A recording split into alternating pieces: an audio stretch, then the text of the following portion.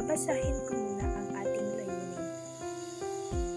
Pagkatapos ng araling ito, ang mga mag-aaral ay inaasahang naiuugnay at naipapaliwanag ang mga kabatayang konsepto ng wika at lingwistika, komunikasyon at diskurso, mga modelo at uri ng komunikasyon, pagsusuri ng diskurso, kritikal na pagbasa ng media, code switching, pragmatics at digital na komunikasyon sa akademikong konteksto. Nakapagsasagawa ng mabisang pakikinig, malinaw at etikal na pagsasalita, kritikal at mapanuring pagbasa, organisadong pagsusulat at mapanuring panunood sa akademikong sitwasyon kasama ang aplikasyon ng Filipino communication styles, diskurso at kultura sa praktikal na gawain. At naipapakita ang responsableng paggamit ng wikang Filipino sa akademikong konteksto, may pagpapahalaga sa kultura at kolaborasyon at pagiging kritikal at etikal na kalahok sa parehong pisikal at digital na komunikasyon. Sa puntong ito, aking babasahin ang topic overview. Ang komunikasyon sa akademikong Filipino ay nakatuon sa mabisang paggamit ng wikang Filipino sa akademikong konteksto, kasama ang wika, lingwistika, komunikasyon, diskurso, at 5 makrong kasanayan, ang pakikinig, pagsasalita, pagbasa, pagsusulat, at panunood. Binibigyang diin nito ang ugnayan ng kultura at lipunan sa pakikipag-usap, pati ang kritikal at etikal na paggamit ng wika sa talakayan, pagsusulat at kolaboratibong gawain. Kasama rin sa paksa ang pagsusuri ng diskurso at media, pag-unawa sa Filipino communication styles at aplikasyon ng kaalaman sa wika at komunikasyon sa mga praktikal na sitwasyong akademiko. Layunin nitong ihanda ang mga mag-aaral na maging epektibong tagapagpahayag, kritikal na tagapagpakinig at responsableng kalahok sa anumang akademikong interaksyon. Ngayon ay, ang wika ay isang natural at makataong paraan ng pagpapahayag ng kaisipan, damdamin at mithiin. Ito ay isang sistemang sagisag na ginagamit ng lipunan upang magkaunawaan. Sa pamamagitan ng wika, na ipapakita ang kultura ng isang bayan dahil ito ay naglalaman ng karanasan, kasaysayan at identidad ng mga tao sa isang partikular na lugar at panahon. Ang wika ay may ilang pangunahing katangian. Una ay sistema. Ito ay organisado at sumusunod sa tiyak na balangkas upang maging malinaw ang komunikasyon. Pangalawa, binubuo ng mga tunog. Ginagamit ang mga tunog mula sa ating pagsasalita para makabuo ng mga salita at pangungusap. Pangatlo, arbitraryo. Ang bawat wika ay may sariling set ng tunog, salita at gramatika na pinagsunduan ng mga taong gumagamit nito. Pang-apat, pinipili at isinasaayos. Pinipili ang tamang salita at ayos ng pangungusap upang maipahayag ang malinaw na mensahe. Pang-lima, pantao. Ang wika ay natatangi sa tao. Sa pamamagitan nito, naipapasa at naisasalin ang kultura at kaalaman sa bawat henerasyon. Pang-anim, buhay. Ang wika ay nagbabago at umuunlad, kasama ang kahulugan at gamit ng mga salita. Pang-ito, ginagamit.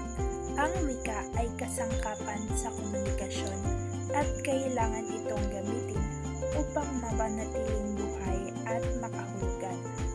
Pang-walo, nakabatay sa kultura. Iba-iba ang wika sa bawat bansa dahil sa kanilang kultura at dito nasasalamin ang kanilang pamumuhay at tradisyon. Pangsyam, nagbabago. Ang wika ay dinamiko, patuloy na nadaragdagan ng mga bagong salita at paraan ng pagpapahayag. Kasunod dito ay komunikasyon. Ang wika ay pangunahing kasangkapan sa pagpapahayag at pakikipag-ugnayan sa iba. Ang wika ay makapangyarihan. Maaaring gamitin ang wika upang labanan ang mali o ipagtanggol ang tama at maghatid ng pagbabago sa lipunan. Ang wika ay pantao. Ang wika ay likha at eksklusibong pag-aari ng tao, ginagamit bilang kasangkapan ng pakikipagtalastasan. Sunod ay kagila-gilalas. Maraming salita ang mahirap ipaliwanag o isalin sa ibang wika. Nagpapakita na kamangha-manghang aspeto ng wika. Sunod, natatangi. Walang dalawang wika ang magkatulad. Bawat isa ay may sariling tunog, salita, at balangkas na kakaiba. 15. Naglalantad ng saloobin. Sa pamamagitan ng wika, naipapahayag ng tao ang kanyang damdamin, opinyon at ideya, pasalita man o pagsulat. 16. Malikhain. Ang wika ay may kakayahang makabuo ng walang katapusang dami ng pangungusap na nagpapakita ng imahinasyon at pagiging malikhain ng tao. At panghuli, sosyo-politikal at pilosophikal. Ang wika ay may papel sa lipunan at politika. Ginagamit sa pagtatalakay ng mga isyong panlipunan at pagpapahayag ng pananaw sa mundo. Ang antas ng wika ay tumutukoy sa pagkakaiba-iba ng paggamit ng wika batay sa sitwasyon, lugar at kausap. Una, formal na wika. Ito ay ginagamit sa opisyal, akademiko at seryosong sitwasyon. Una, pambansa. Karaniwang naiintindihan at ginagamit sa buong bansa. Halimbawa, ina, ama, paaralan, kaibigan. Mahalaga ang edukasyon sa paghubog ng kinabukasan. Sunod, pampanitikan. Masining at malalim na salita. Halimbawa, bukas palad, pusong mamon, alagad ng siling. Ang kanyang puso'y puno ng pag-asa at pangarap. Ikalawa, informal na wika. Ito ay ginagamit sa araw-araw na pakikipag-usap. Una ay lalawiganin. Salitang ginagamit lamang sa isang rehiyon o lugar. Halimbawa, dumanon. Sa Ilocano, ito'y dumaan. Bakit ga? Sa Batangas, bakit? Bakit ba? Bala, sa Cebuano ay sabi. Kasunod naman ay kolokyal. Pinaiikling salita o karaniwang usapan. Halimbawa, nasaan ay naging nasan, kailan ay naging kailan, kumusta ay naging musta, saan kaya pupunta mamaya. Balbal, slang o salitang kalye. Halimbawa, yose para sa sigarilyo, jowa para sa kasintahan, arpats para sa ama, at chibog para sa pagkain. Ang variety ng wika ay iba't ibang anyo ng wika na nagbabago ayon sa lugar at kalagayan ng mga gumagamit nito. Ang dialect ay isang uri nito na nabubuo dahil sa pagkakaiba ng rehiyon. Kahit iisang wika, nagkakaroon ng pagkakaiba sa bigkas at salita depende sa lugar tulad ng Tagalog sa Batangas, Cebuano sa Cebu, at Ilocano sa Ilocos. Ipinapakita nito na ang wika ay nagkaugnay sa kultura at identidad ng isang komunidad. Ang idiolect ay personal na estilo ng pagsasalita ng isang individual. Makikilala ang isang tao batay sa mga salitang madalas niyang gamitin, pati na rin sa kanyang tono, bilis at punto ng pananalita.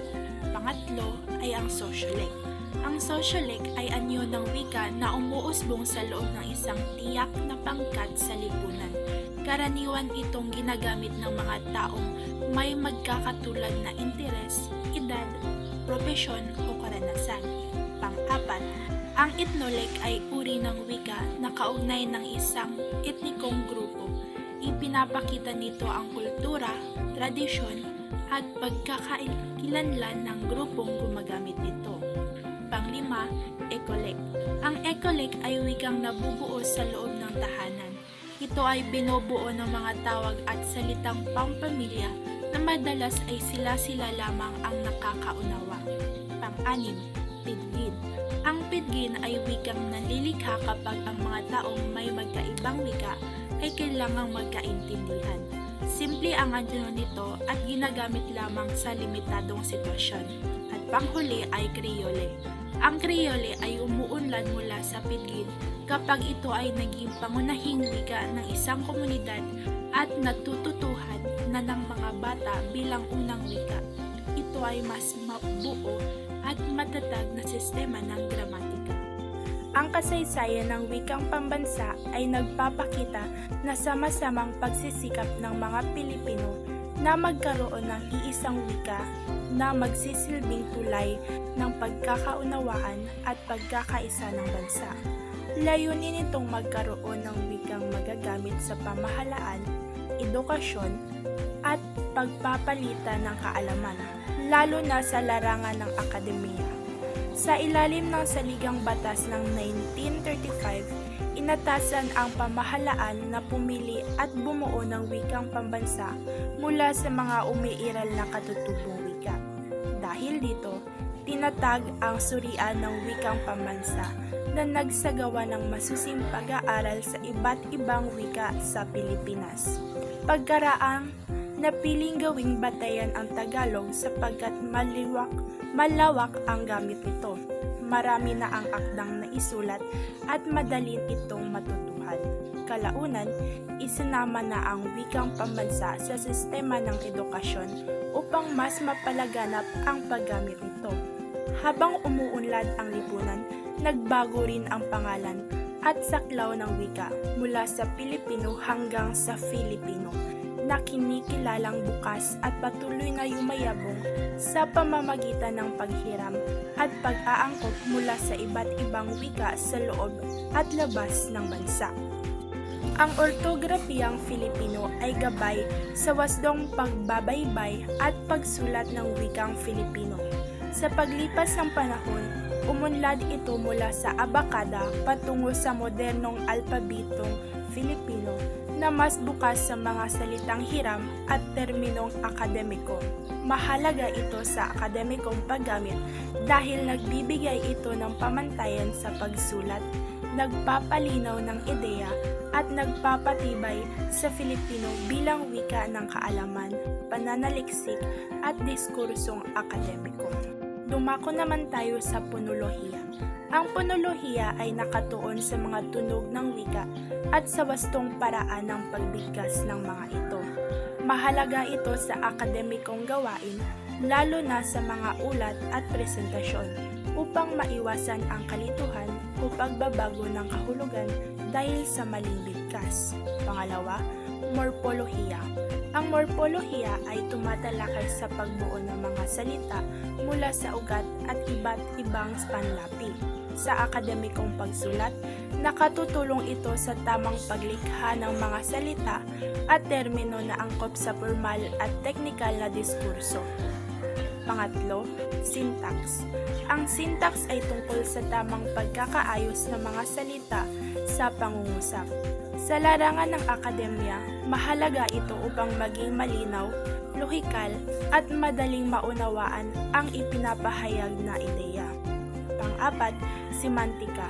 Ang semantika ay nakatuon sa kahulugan ng mga salita at pahayag. Sa akademikong konteksto, tinitiyak nito na ang mga terminong ginagamit ay wasto at naaayon sa disiplina upang maiwasan ang maling interpretasyon. Ang komunikasyon ay pagpapadala at pagtanggap ng mensahe gamit ang wika o kilos upang magkaunawaan. Sa akademya, Ito ay mahalaga dahil nagiging daluyan ng kaalaman, nagpapalakas ng kolaborasyon, at nagtuturo ng kritikal na pag-iisip, at nagpapalinaw ng ideya sa pagsurat o oral na paraan. Ang komunikasyon ng Pilipino ay magalang, dituwiran at nakabatay sa pakikisama, gumamit ng po at upo at di-verbal na pahiwatig tulad ng tono, kumpas at ekspresyon ng mukha. Ang komunikasyon ay nagiging mabisa dahil sa ugnayan ng iba't ibang elemento. Nagsisimula ito sa tagapagpadala na may layuning ipahayag ang isang mensahe na ipinadaraan sa isang daluyan tulad ng pagsasalita, pagsulat o digital na paraan. Ang tagatanggap naman ay nagbibigay kahulugan sa mensahe batay sa kanyang pag-unawa. Mahalaga rin ang konteksto dahil naaapektuhan nito kung paano nauunawaan ang mensahe. Ang feedback naman ay nagpapakita kung naunawaan ba o hindi ang ipinahayag. Samantalang ang ingay ay anumang sagabal na maaaring magdulot ng kalituhan sa komunikasyon. Ang proseso ng komunikasyon ay isang tuloy-tuloy na gawain kung saan nabubuo at naipapahayag ang kahulugan. Nagsisimula ito sa pag-iisip ng tagapagpadala ng ideyang nais ipahayag na kanyang isinasalin sa mga salita o simbolong mauunawaan ng kausap. Ang mensahe ay ipinapadala sa napiling daluyan at tinatanggap ng tagatanggap na siya namang nagbibigay ng sariling interpretasyon. Pagkatapos, nagpapahayag ang tagatanggap ng tugon bilang palatandaan ng pag-unawa sa buong prosesong ito. Isinasaalang-alang ang sitwasyon at mga posibleng sagabal upang maging malinaw at epektibo ang komunikasyon. Ang uri at modelo ng komunikasyon ay nagpapakita kung paano nagaganap ang palitan ng mensahe sa iba't ibang sitwasyon. Ang linear na modelo ay isang tuwirang paraan ng komunikasyon kung saan ang mensahe ay nagmumula lamang sa isang panig patungo sa isa pa. Karaniwan itong ginagamit kapag ang layunin ay magbigay ng impormasyon o panuto, ngunit limitado ito dahil walang agarang tugon mula sa tagatanggap. Samantala, ang interactive na modelo ay nagpapahintulot na palitan ng mensahe sa pagitan ng mga kalahok. May pagkakataon para sa tanong at sagot, ngunit may pagitan ng oras ng pagpapadala at pagtanggap ng mensahe kaya't hindi palaging sabay ang interaksyon. Ang transactional na modelo naman ay mas dinamiko sapagkat ang lahat ng kalahok ay aktibong nakikibahagi at sabay-sabay na nagpapadala at tumatanggap ng mensahe. Madalas itong makita sa kanyang mga talakayan at kolaboratibong gawain kung saan mahalaga ang pakikinig, pag-unawa at pagbabahagi ng ideya. Ang mga sagabal sa komunikasyon ay mga bagay na maaring humadlang sa malinaw at epektibong pagpapahayag ng mensahe. Ang sosyal na nasagabal ay nagmumula sa pagkakaiba sa katuyuan o relasyon ng mga tao tulad ng guro at mag-aaral na maaaring magdulot ng takot o pag-aalinlangan sa pagtatanong. Ang kultural na sagabal naman ay nauugnay sa pagkakaiba ng wika, paniniwala at kaugalian na maaaring magpahirap sa pag-unawa sa mensahe. Ang personal na sagabal ay dulot ng damdamin o kondisyon ng individual tulad ng stress, kaba o kakulangan sa tiwala sa sarili na nakakaapekto sa kakayahang makipagkomunika. Sa modernong konteksto, may mga issue sa digital communication gaya ng maling interpretasyon sa chat, kakulangan ng ekspresyon o delay sa tugon na maaaring magdulot ng kalituhan. Sa kabilang banda, ang code switching tulad ng Taglish ay maaaring maging sagabal kapag nakalilito sa akademikong salita. Ngunit maaari ring maging estratehiya kung nakatutulong ito sa mas malinaw na pagpapaliwanag ng konsepto. Ang diskurso ay ang mas organisado at magkakaugnay na paggamit ng wika talampas sa simpleng pangungusap. Sa pamamagitan nito, naipapahayag ang kahulugan batay sa layunin, konteksto at ugnayang panlipunan. May iba't ibang uri ng diskurso. Una ay naratibo. Nagkukwento ng mga pangyayari tulad ng personal na karanasan o kwento. Deskriptibo.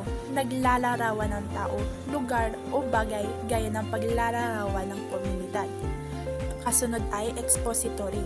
Nagbibigay kaalaman o paliwanag, karaniwan sa mga akdang akademiko at libro. Argumentatibo.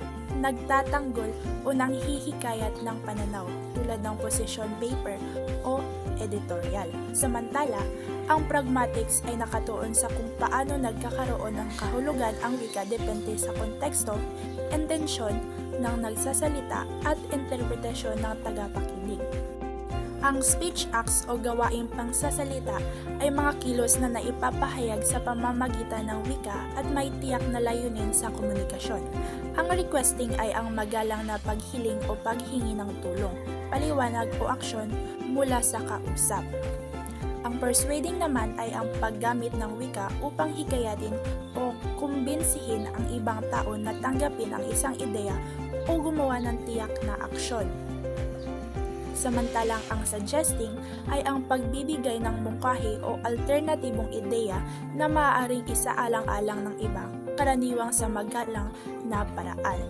Ang makrong kasanayan ay ang apat na pangunahing kakayahan sa wika: pakikinig, pagsasalita, pagbasa at pagsusulat kasama ang panonood at pagsusuri ng media na mahalaga sa akademikong komunikasyon. Ang pakikinig ay aktibong pag-unawa sa pahayag ng iba kasama ang tono at di-verbal na palatandaan. Ang pagsasalita naman ay malinaw at wasto na pagpapahayag ng ideya sa angkop na wika. Pagbasa ay pagsusuri at pagkuha ng impormasyon mula sa teksto kabilang ang pagtukoy sa bias o ideolohiya. Pagsusulat ay organisado at malinaw na paglalahad ng ideya gamit ang syntax, semantika at kung kailangan, code switching. Ang panonood ay pagsusuri ng visual at multimedia upang maunawaan ang mensahe, layunin at konteksto. Sa kabuuan, ang komunikasyon sa akademikong Pilipino ay mahalaga sa pagpapalaganap ng kaalaman, kolaborasyon at kritikal na pag-iisip sa pamamagitan ng pakikinig, pagsasalita, pagsusulat, pagbasa at panonood. Natututo ang mga mag-aaral na maipahayag ng malinaw at maunawaan ang ideya at mensahe. Mahalaga rin ang pag-unawa sa elemento, proseso, diskurso at antas ng wika upang maging epektibo at etikal ang pakikipagtalastasan. Para sa mga magiging guro, ang pag-aaral nito ay nagtuturo ng kahalagahan ng malinaw, mapanuri at responsableng komunikasyon na magagamit upang gabayan ang mga mag-aaral sa pagiging kritikal, mapanagutan at aktibong kalaok sa lipunan. Salamat sa pakikinig, Future LPDs. Sana'y mayroon